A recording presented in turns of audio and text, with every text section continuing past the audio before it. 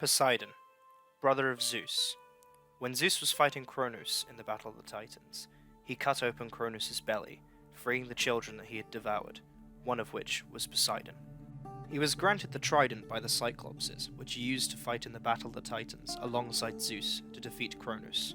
It was said to have immense power and the ability to create and destroy islands, and it later became his symbol. Following this, Poseidon and his two brothers, Zeus and Hades, drew straws to see what they would rule and preside over. Poseidon drew the middle-length straw and chose to rule over the sea, after Zeus had already chosen to rule over the sky. He was also the god of horses and earthquakes. Being the god of earthquakes, he was often given the name Earthshaker, and being the god of horses had a much larger implication in ancient society. Respect, standing, loyalty, and power are all things that can be shown through the ownership of a horse, especially important in the military, where the ownership of horse could indicate a promotion and be a gift upon one or the way to get one. He had a small palace on Mount Olympus, but his major palace was under the sea, where he spent most of his time, only coming to Mount Olympus for major issues. Like his brother Zeus, it wasn't ideal to cross Poseidon, and he would often punish mortals, but unlike Zeus, he would hold a much longer grudge. In most of his interactions with mortals, he would often appear, take his revenge upon them, and then completely disappear from the myth or story, not seeing his vengeance carried out. Poseidon was married to Amphitrite, who became queen of the sea and ruled at his side. It's debated how many children they have, but the main important ones were Triton and Rhodos. However, the second could be a child of Poseidon and Aphrodite, rather than with his wife Amphitrite. The island of Rhodes gets its name from Rhodos, and Triton was the first merman, often being confused with Poseidon, as he was half fish, half man, and would also carry a trident. There was a large cult following for Poseidon, and their focus was in southern Greece and around the coastal areas, mainly the islands of Greece. They would often be fishermen and sailors looking for safe passage across the sea or a good catch, and they would sacrifice animals to Poseidon to please him in order to do so. Some sailors and fishermen would even go as far as sacrificing horses, thinking that, being the god of horses, Poseidon would like this. However, it was considered very foolish and would probably end up angering Poseidon anyway. An animal that people did often sacrifice to Poseidon was the bull, and it later became one of his symbols when the story of the Minotaur took place. King Minos of Crete was sacrificing many bulls to Poseidon. He wanted to make a special sacrifice, so he prays to Poseidon to offer him a beautiful bull, and Poseidon agrees, giving him a beautiful white bull.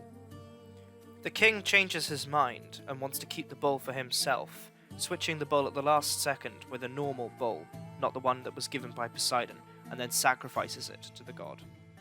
As you can imagine, Poseidon was enraged, and in a sense of irony, he makes Minos' wife, Pasiphae, fall in love with the beautiful white bull. She was so cursed by this love that she tells her architect Daedalus to make her a wooden bull that she could climb inside so that she could mate with the white bull.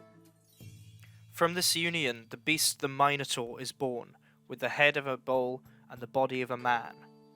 Daedalus is asked by the king to build a labyrinth to hide the Minotaur, and then later down the line Theseus appears through this labyrinth to eventually kill the beast once and for all. Another famous monster myth involving Poseidon is that of Medusa.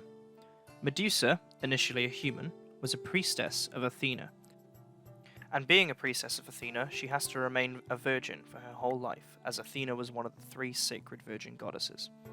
Poseidon falls in love with Medusa and wants her, but her being a virgin priestess, he has to force himself upon her.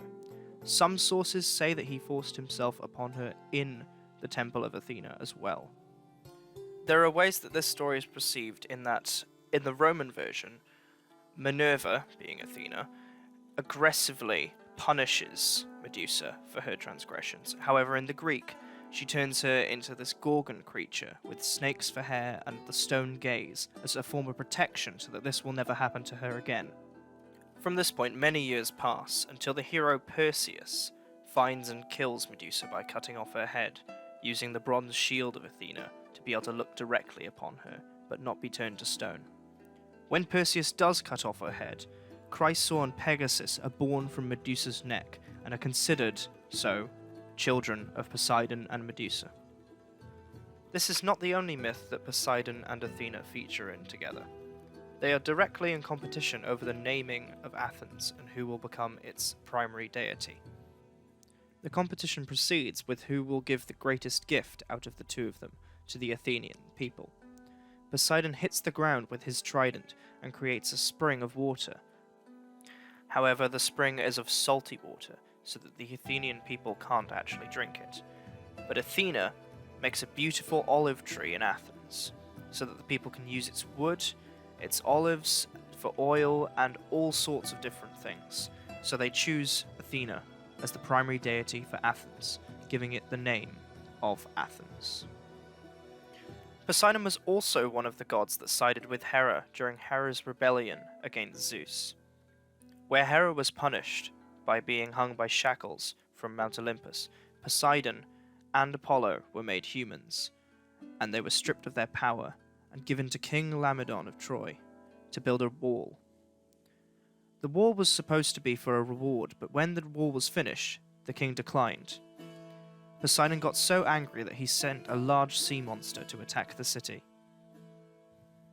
Later on in the Trojan War, Poseidon took the side of the Greeks, possibly still holding a grudge from King Laomedon and the wall that he built for them. He mostly helps the Greeks at any occasion he can, but he does occasionally help the Trojans too. These stories are all represented in the Iliad.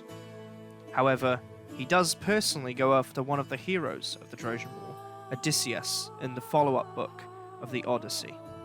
He makes his journey as difficult as possible to get home, as he trails across the seas, bumping into all sorts of creatures and people. Athena is the hero's patron, meaning that she appears to many heroes as an ally, and she helped guide Odysseus during this time, showing that this is another myth where Poseidon is in direct conflict with Athena through the fate of this man, Odysseus.